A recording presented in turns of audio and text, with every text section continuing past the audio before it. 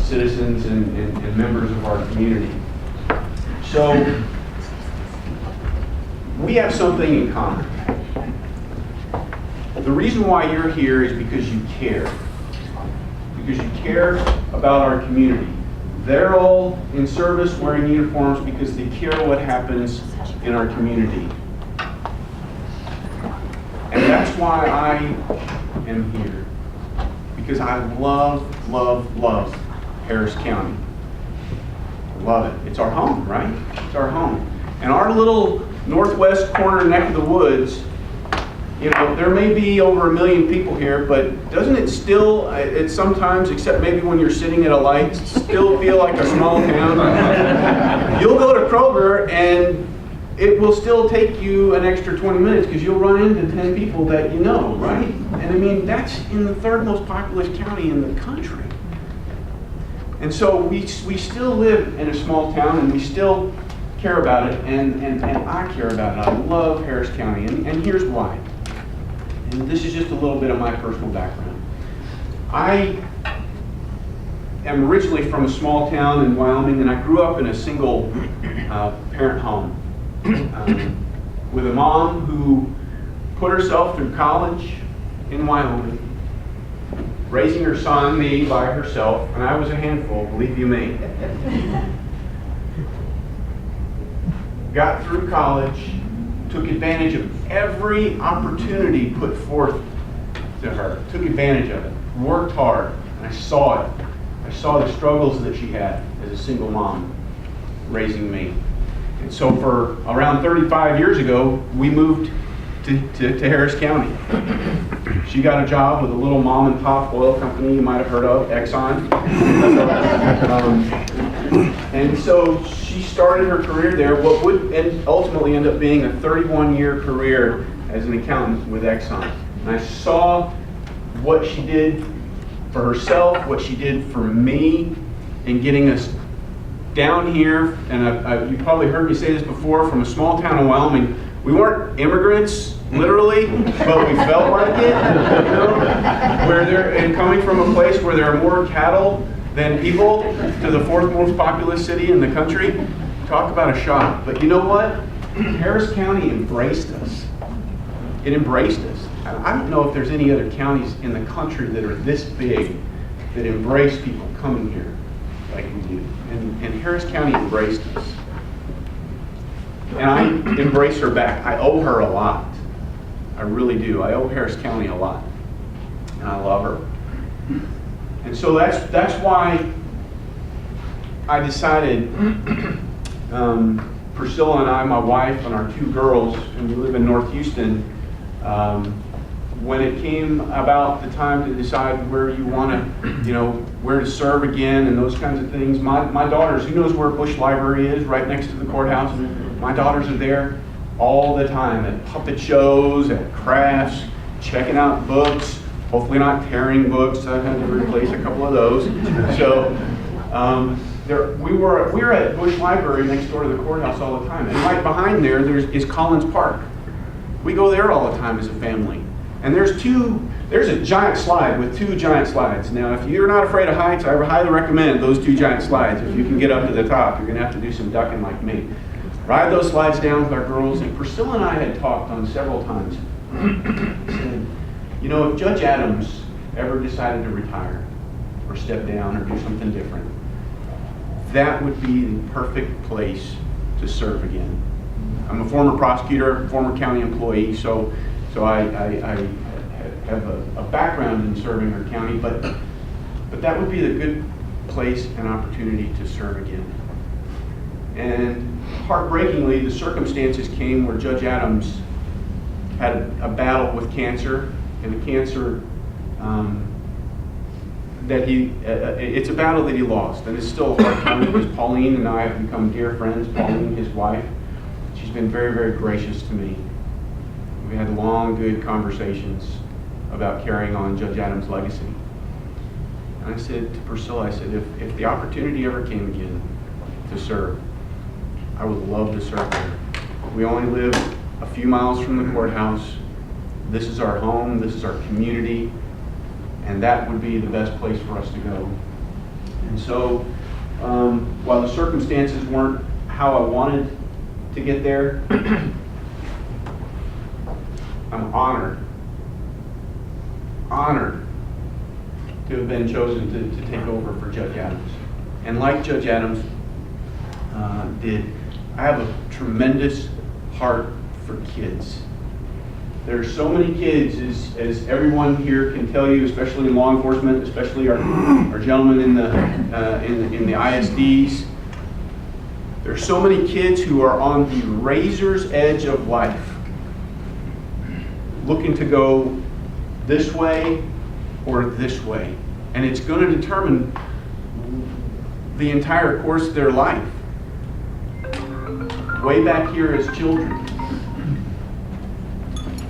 And I have a heart to help guide and shepherd where I can those kids, getting them off the razor's edge and leading them down a path away from gangs and violence and drugs, and getting them into being, on football teams and the Boy Scouts like Judge Adams did.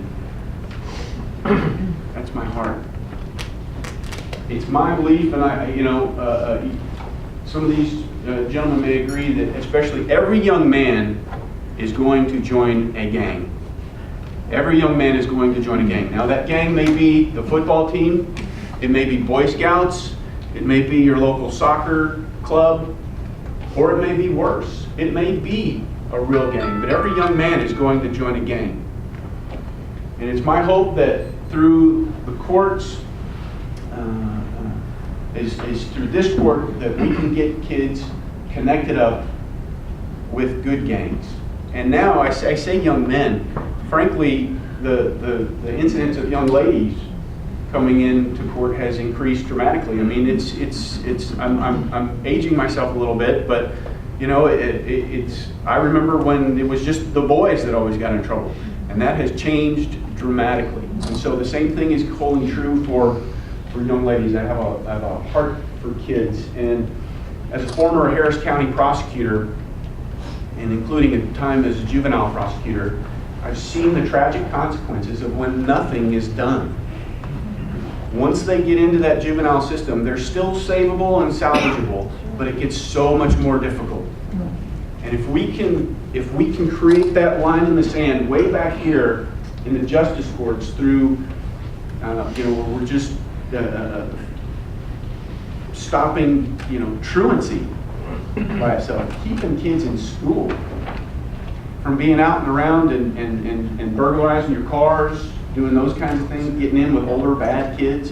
If we can stop that down back here, they're never going to get, hopefully, up here into the juvenile justice system, and then later on, into the adult system, when frequently, not always, but frequently, there's no point of return for them. So that's kids. Another reason I want to serve too is that I have a true heart to give people confidence in the justice system. The justice courts are frequently the only exposure anyone ever has with the justice system. 90%, I'm told, of people in an area around a justice court will go into that justice court for one reason or another, whether it's jury service, whether it's to pay your ticket, I've done that about 25 years ago, a few times in counties across the state. So it's a place where people can come in and resolve disputes among neighbors. And it's important that people have a confidence in their justice system that they will be treated fairly, that they'll be treated with respect. You may not like the ruling that comes from the court, but you shouldn't ever leave there having felt that you weren't heard, or that you should never leave feeling that you were disrespected, and I will never do that. And so we've seen the tragic consequences around our country when people don't have faith in their justice system, right? They tend to take to the streets, rightly or wrongly, and tragic things happen. So this is sometimes people's only experience with the justice system, criminal and civil. So as the people's, this really is the people's court. This is where you can go without an attorney pretty easily, represent yourself, and hopefully get a measure of justice. So that's why I'm here. That's why I sought out this position. I saw it, sadly, when I learned of Judge Adams' passing, I approached Commissioner Cagle and told him my heart. And there were many extremely good folks that also had the same heart to serve. And he saw where my passion was, that I wanted to serve, and that I wanted to be here as a member of our Northwest area Precinct 4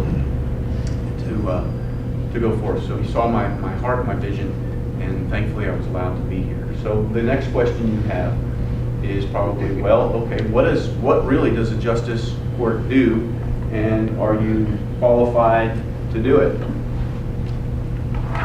Well, especially Harris County and in large urban areas, the justice courts are probably the most diverse courts around. Because here in Harris County we have criminal courts, we have family courts, we have probate courts, we have civil law courts, we have juvenile courts. It's all very broken up. But in the justice courts, you hear just about everything. Now we're capped at certain values, the amounts of the lawsuits and those kinds of things, but you hear about everything. It's the most diverse court in Harris County.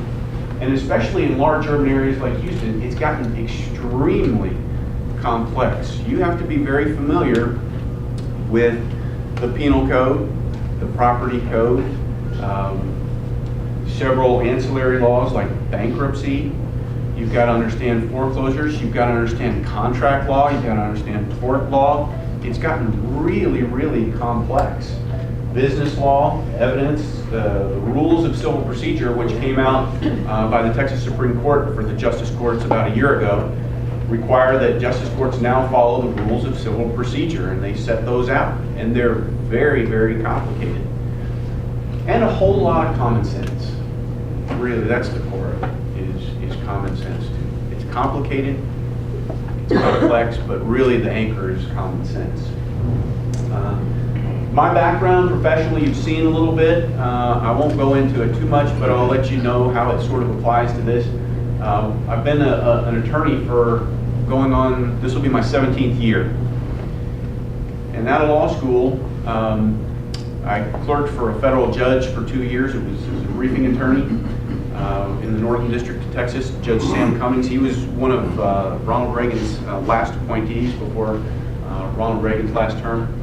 And so my job there was to advise the judge on rulings, how I thought he should rule based on the law and the evidence and pleadings that came in. And I saw firsthand, behind the scenes, how a judge should act, how he should behave, how he should treat people, how he should listen, allow people to be heard, and then how he should rule fairly, understandingly. Where compassion is needed, compassion is given. Where sternness is needed, sternness is given. And that was a 2-year position, and then I came back to Houston and worked for an employment law firm for a year or so, a large national employment law firm representing several Fortune 500 companies in Title VII type actions, Americans with Disabilities Act, Family Medical Leave Act, Pregnancy Discrimination Act cases, and those kinds of things. So that's a civil law area that I was in for several years, and it applies here because now I've got a staff of 35 wonderful folks, and Teresa DuBose, our chief clerk, is here.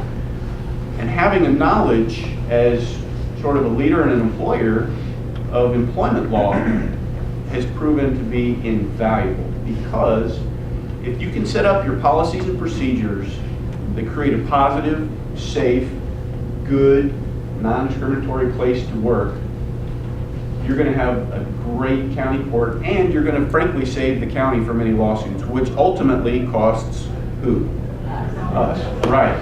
So that's my goal there. So I'll apply that knowledge there. From there, I went to the Harris County District Attorney's Office. And like you you're here because you care. I liked what I was doing, but I saw a story where a woman had been robbed, on the news, and I said, wow, can we just do something about that? And it really dawned on me, you can. And so I went over to the Harris County District Attorney's Office, took a nice 70% pay cut to go do it. Thankfully I wasn't married at the time. That would have been a longer discussion. And went over there, and I loved every minute of it. I was able to lay my head on my pillow every night knowing that I had done something to help our community, to keep it safer. As a young prosecutor, I was out in almost every justice court there is, including Judge Adams' court. And I saw each of the different judges, how they operated, handled juvenile cases, handled traffic cases in those courts. And then I was a juvenile prosecutor. And as we discussed, we can stop a juvenile from going down a wrong path if they never get down here. And we can save some lives right here. Then I became a felony prosecutor and prosecuted cases from aggravated robberies to intoxication manslaughters to the worst. I've seen it all. I picked many juries, tried many cases, and saw many different judicial styles. So bring that experience, because I understand too how juries hopefully think, selecting juries, understand the rules of evidence, understanding how criminal charges and those kinds of things work, so that two things happen. So that the state can proceed with their case fairly, and also at the same time so that the constitutional rights of the accused are protected. Holding the state to its burden, and making sure that our community is safe, but also the constitutional rights of anybody who's accused is there. And so then after that, I went into I was there for several years at the DA's office. I took a position at a firm for a while where I was doing, debt claims and a lot of landlord-tenant stuff, which is a major portion of my docket. And then was fortunate enough to go work for Mark Lanier, who many know here, and Kevin Roberts is here. And Mark, as many know, can be extremely persuasive.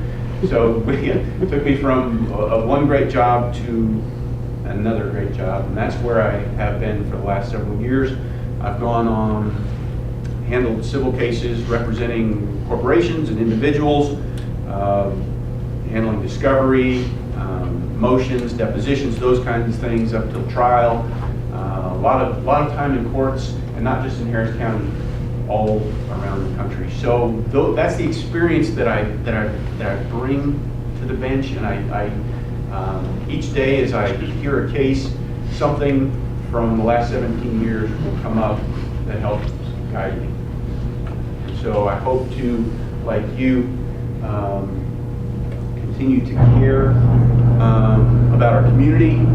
There's lawsuits between neighbors in this court, and hopefully I can be a positive influence on two neighbors who still have to live next door to each other and who want to fight. It happens, and so that they can get a fair hearing and hopefully a just result. As you may have noticed, our section of town is growing very rapidly. It's growing really rapidly. But it still feels like a small town. It does to me. I see people everywhere, same folks going around in restaurants. And so hopefully, as this little portion of the People's Court, where you can still come in, pay your ticket, get something taken care of, neighbor's tree falls on your yard and he doesn't want to pay for it, those kinds of things, where people can still come in and have a hometown court and be treated fairly and honestly. This is my home. This is our home. Our kids go to Barbara Bush Library all the time. Our kids are at Collins Park. I run on Falky Gully twice a week. Burroughs Park, we're there all the time. This is our home. I love it. I hope to be here as long as I can. Thank you very much for including me. Larry, wherever you went, you just kind of, oh, there you go, okay. Thank you very much for including me here today. I'll stick around for a while, happy to chat with anybody, but Teresa's going to wink at me because she's like, you've got a jury who's waiting there for you too, so, you know, I may put Larry on trial and see what they do to him. This is the guy, I was falsely imprisoned. So, thank you, Larry, for including me. So, Let's thank give you, ladies.